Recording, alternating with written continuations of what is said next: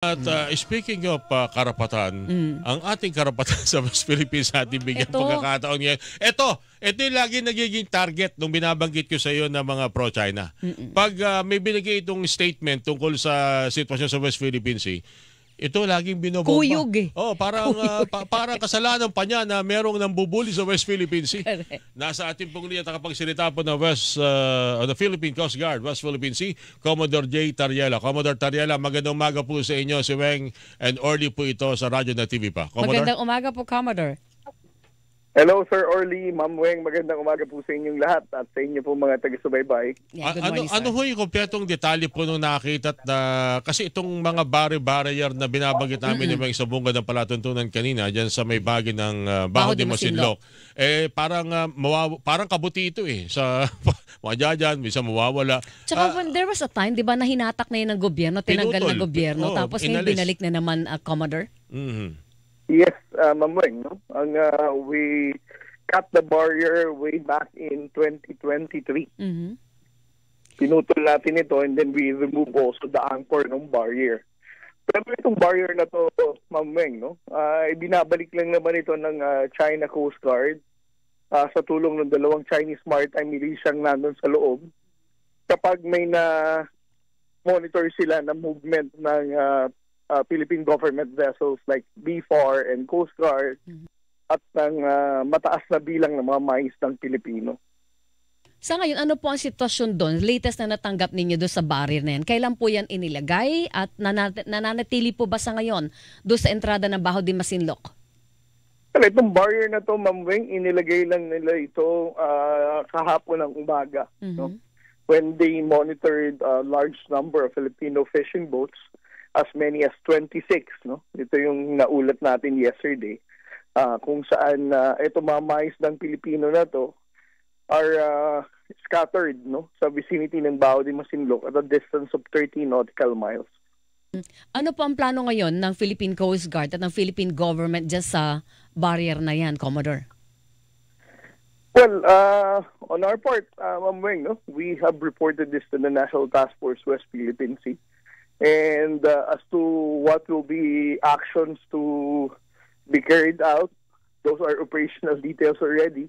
But we just reported to the public that this barrier was deployed to prevent the Filipino fishermen from moving forward or entering the show. Ang pagkakaalam ko kasama yan sa mga agreement, tama ba, Commodore, na yung mga ganyang mga hakbang, lalagyan mo ng mga barrier, ang mga lugar na disputed o pinag-aagawan o pinagtatulunan, ina-avoid na mangyari ang ganyan may kasunduan tayo dyan, Commodore, di po ba? Well, when it comes to BDM, sir, wala po tayong kasunduan whatsoever, no? With the People's Republic of China pagdating sa usapin ng Baho de Masinloc. Ang naging kasunduan lang, nagkaroon lamang tayo ng provisional understanding ay sa Ayungin Shoal, but not in BDM, sir.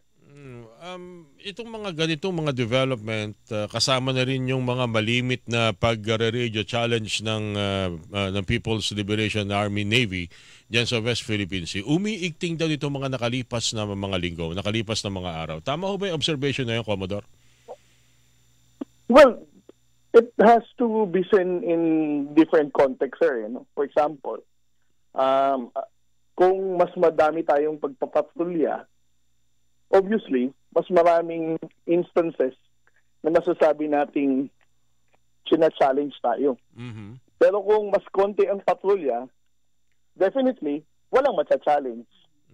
Pero hindi natin ibibigay yung pagkakataon na yun na kailangan natin gawin yung marine patrol na ginagawa natin, Commodore. Yes, sir. Under this administration, we can commit, no, sa pag-uutos ni Pangulong Bongbong Marcos na ating paigtingin ang deployment ng Coast Guard and ng BFAR to ensure the safety and security of the Filipino fishermen. May nakita ko dito sa ating video yung Poseidon aircraft, tama ba, ng US Air Force yun, yung reconnaissance plane nila. Lagi ba itong umiikot dyan sa area? Meron man tayong patrol na ginagawa o may mga presensya man ng mga Filipino fishermen sa mga lugar tulad ng Baho de Masinloc, Commodore? Well, with regard to the ISR, no, itong reconnaissance plane ng Estados Unidos, wala tayong, as far as the Coast Guard is concerned, we don't have details about that. So I cannot speak regarding this issue, Sir Orly. Balikan ko lang yung Baho de Masinloc, Commodore Tariela. So hanggang ngayon, na doon pa yung barrier sa entrada ng Baho de Masinloc. At masasabi ba natin kung nakakapangisda yung mga Filipinos sa ngayon doon? O dahil nandun yung barrier, hindi na talaga sila makapasok pa?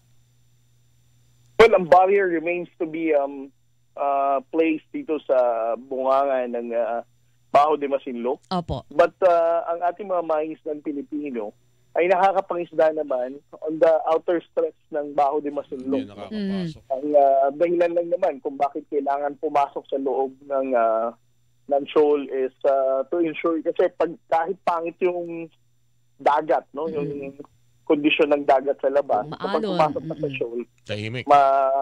matahimik yung tubig.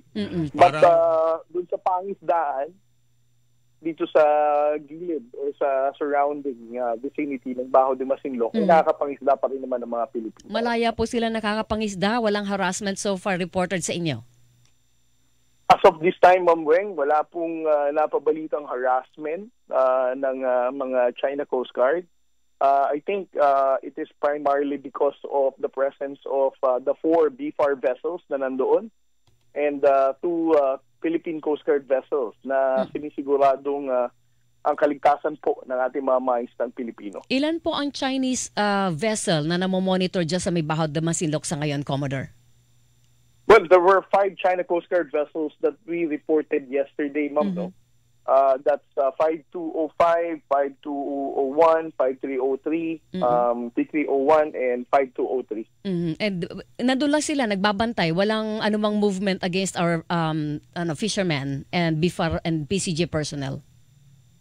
Well, as of this time, Ma'am Weng, wala naman po silang aggressive na paggalaw, no, na masasabi natin sa pag-monitor nila ng presensya natin dito habang namimigay tayo ng ayuda sa mga mangisdang Pilipino. Okay, linawin ko lang po na reported na yung incident paglalagay ng barrier sa bunganga ng Baho de Masinloc sa Task Force West Philippine Sea, pero wala pang directive as to whether tatanggalin natin yung barrier na yung katulad po ng ginawa ng 2023 o hindi. Well, these are operational details, Ma'am Weng, no? And I'm not at liberty to disclose what will be our actions to be taken sa mga susunod na araw.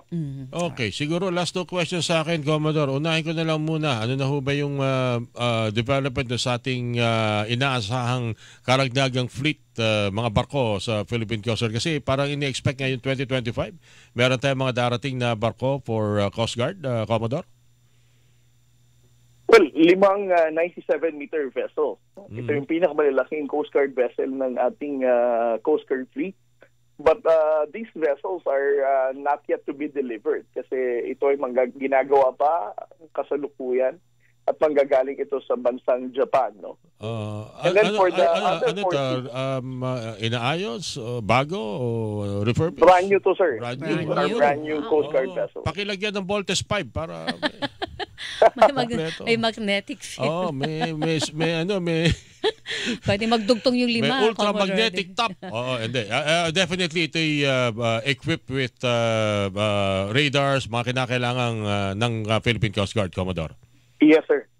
Okay. At panghuli na lang, baka gusto mong mag-react dahil din sa napaulat na paglaganap ng mga statement ng mga pro-China, mga vlogger sa mga social media, ikaw binabanggit. Kaya pala ang daming kalaban ni Commodore Tariela tuwing magre-react ng gusot sa West Philippine Sea. Ang dami kaagad ng mga pro-China supporter na ikaw ang nabubugbog. Napupuyog ka, Commodore.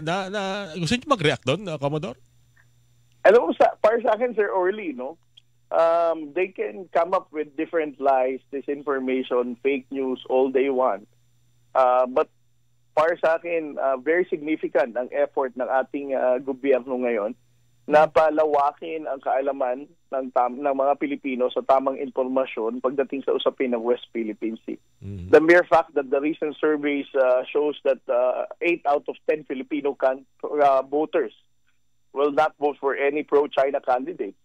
And when it comes to the awareness of the Filipino people, regarding sa suporta nila sa pagtindig sa West Philippine Sea, I think okay na yan. There's no reason for me to be bothered or to be annoyed sa mga pagpapakalat na maling impormasyon na to. Dahil as far as we're concerned, the government is doing everything possible para panindigan ang commitment ng ating Pangulong Bongbong Marcos of not surrendering a square inch of our territory to any foreign power. Pero pabor ka, Commodore, na taasan ang parusa. Halimbawa, may proposal ngayon, di ba sa Congress na gawing cybercrime ang pagpapalaganap ng fake news sa social media para po makartail na ito, and considering na pag nagpalaganap ka ng fake news, lalo na West Philippine Sea issue, national security ang usapin dito, Commodore. Well, alam mo, Ma'am Weng, ang sinabi ko nga sa Kongreso last Friday, no, ang comment ko dito, when we talk about freedom of expression, freedom of speech, these are our rights that are enshrined sa ating konstitusyon, no? But ang concern natin, we should understand the limitation of the freedom of expression, lalo na kapag it undermines our national security concern, and specifically itong usapin ng West Philippine Sea. Okay, so hindi mo na kinonfront, hindi mo na tinanong isa-isa yung mga fake news na binabato sa iyo nitong mga pro-China na ito. Tsaka nagkita-kita kayo doon in person. Hindi mo na kinamayan, Commodore. Hindi na, sir. I mean, they have their own beliefs, eh. Siguro sa more, hindi na ito personal sa iyo, Commodore, hindi ba? Ang mas underlying na mabigat dito ay yung national security issue na nababaluktot yung totoo. Hindi ba? And mas delikado po yon. Yes, Ma'am Weng, no? So, kahit anong fake news ang ibato nila sa akin, lapdog daw ako, CIA daw ako, tumatanggap daw ako ng professional fee sa US Embassy ng $4 million. Oh, yaman mo. It doesn't really matter, no? Para sa akin, as long as naniniwala ang ating mga kababayan Pilipino pagdating sa tamang informasyon ng West Philippine Sea, I don't have to react to those lies. Okay. Commodore, thank you sa oras. At ingat po kayo. magandang umaga rin daw galing sa mga tropang bakery. Thank you, sir. Thank you. Good morning, sir.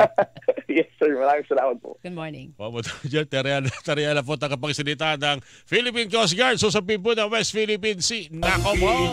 Hilingan, walang pinoprotekta.